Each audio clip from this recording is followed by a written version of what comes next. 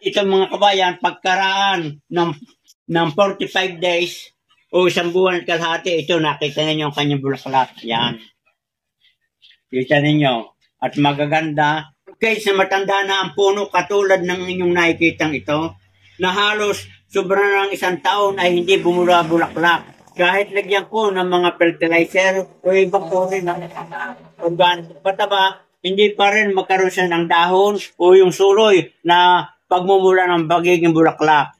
Kung gusto niyo ito ay mamulaklak, ito ang mga kabayan ng sikreto.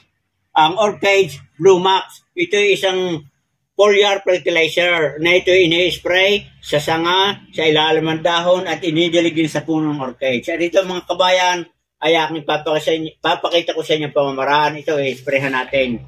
Una, ating isprayan sa puno. Yan, ating ikain lahat. Itong lahat ng mga matatandang sanga na ito na halos natutuyo na. Yan.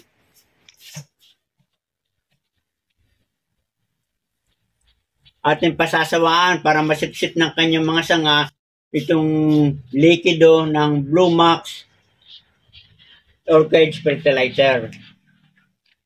So yan mga kabayan, at ito ay ating hihintayin na ang ilang linggo o buwan para magkaroon bulaklak. Pero gayon pa man mga kabayan, ay papakita ko sa iyo yung nauna ko na ginamitan nitong Orchids Blue Max or foliar fertilizer. At sa mga gustong subukan ito, nasa yellow basket mga kabayan. I-click na lamang yung link. Mga kabayan, ito yung una ko na inisprehan ng Orchids Blue Max foliar fertilizer.